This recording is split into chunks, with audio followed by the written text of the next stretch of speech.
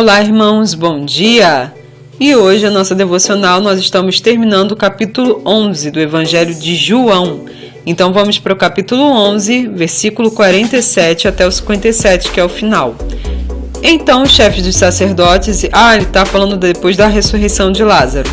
Então, os chefes dos sacerdotes e os fariseus convocaram uma reunião do Sinédrio e disseram: "O que podemos fazer? Pois este homem realiza muitos sinais. Se o deixarmos seguir livres, todos acreditarão nele, e então verão os romanos e tomarão tanto o nosso lugar como a nossa nação." Entretanto, um entre eles, chamado Caifás, que naquele ano era o sumo sacerdote, disse a eles: "Vós falais do que não compreendeis, nem considerais que é do nosso interesse que morra um só homem pelo povo e não pereça toda a nação?" Por outro lado, ele não revelou isso de si mesmo, mas sendo sumo sacerdote, naquele ano profetizou que Jesus morreria pela nação judaica, e não somente por aquela nação, mas também para congregar em um só povo os filhos de Deus que andam espalhados pelo mundo. Presta atenção nessa profecia aqui, hein, gente?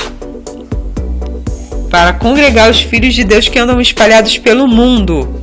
Ele está falando dos gentios. E olha que nessa época nem os discípulos não estavam pregando, nem nada, era só Cristo. Assim, daquele dia em diante, pactuaram em tirar a vida de Jesus. Por isso, ele já não andava livremente entre os judeus. Em vez disso, retirou-se para o interior, próximo ao deserto, chegando a uma cidade chamada Efraim, e ali permaneceu com seus discípulos. A Páscoa dos judeus estava próxima, e muitos daquela região do interior subiram para Jerusalém, a fim de participarem das cerimônias de purificação antes da Páscoa. Então procuravam Jesus e comemoravam uns com os outros dentro do templo.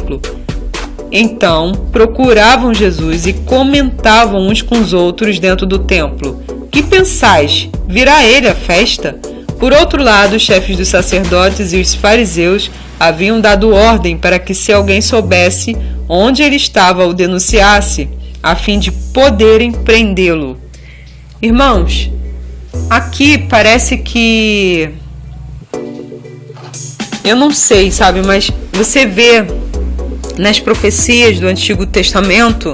Eu já cheguei a ler com vocês aqui no canal, os vídeos que tem capinha falando assim: Novo Céus e Nova Terra.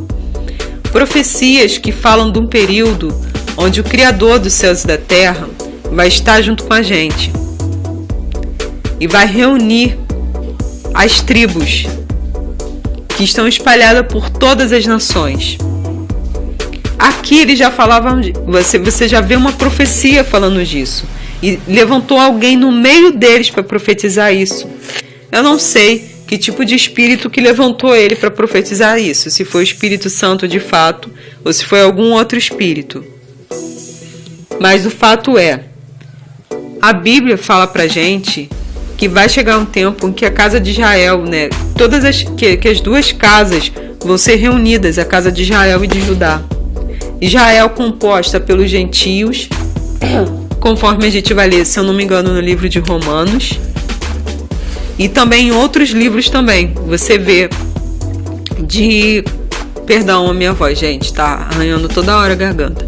Nos livros do Antigo Testamento, os livros proféticos, Isaías e tal, vai falar dessa união dessas duas casas, que vai ser depois da grande tribulação, onde o homem da iniquidade vai ser eliminado. Então o Criador vai unir as duas casas de Israel, a casa de Israel e Judá. Entendem? Aqui já foi profetizado, aqui eles já tinham conhecimento disso. É como se eles estivessem enxergando, mas parcialmente, o que estivesse acontecendo ali no meio deles naquela época. Irmãos, Cristo curou, Cristo fez tudo isso, sabe? Foi um milagre enorme, e mesmo assim você vê que tinha pessoas perseguindo ele. E, gente, infelizmente é assim também na nossa vida. Você pode ser bom, você pode fazer tudo certo, vai ter gente que ainda vai te odiar e vai te perseguir por você ser cristão, por você ter os valores cristãos que você tem. Se Cristo, o próprio, foi perseguido, quem disse que nós não seremos? Ele mesmo disse que nós seríamos perseguidos. Fiquem em Cristo com essa reflexão. Que, infelizmente, a gente pode fazer o que for, a gente vai ser perseguido. Às vezes nós perdemos as forças lutando para conquistar o coração de pessoas que não estão nem aí pra gente, que estão perseguindo a gente. Será que vale a pena? Nós temos amar, não é exatamente isso. Quando Cristo voltou para pregar naquela cidade, foi uma missão que o Espírito Santo tinha com ele. Choramingar amor é uma coisa. Se mover diante das orientações do Espírito Santo por causa da missão é outra coisa. Vamos aprender a diferenciar as coisas para a gente não ficar choramingando a atenção nem o amor de ninguém, porque a gente já tem o amor daquele que criou os céus e a terra. Se você não tiver de mais ninguém, você tem um dele. E vai por mim, é mais importante do que qualquer amor que você poderia ter nessa terra. Pode ficar sabendo disso. Irmãos, aqui a gente acaba, a gente termina por hoje a nossa devocional. Nós vamos para o versículo, para o capítulo 12, na devocional que vem. Então eu vou deixar por aqui porque já está muito grande. Fiquem em Cristo, tenham um dia abençoado. Tchau.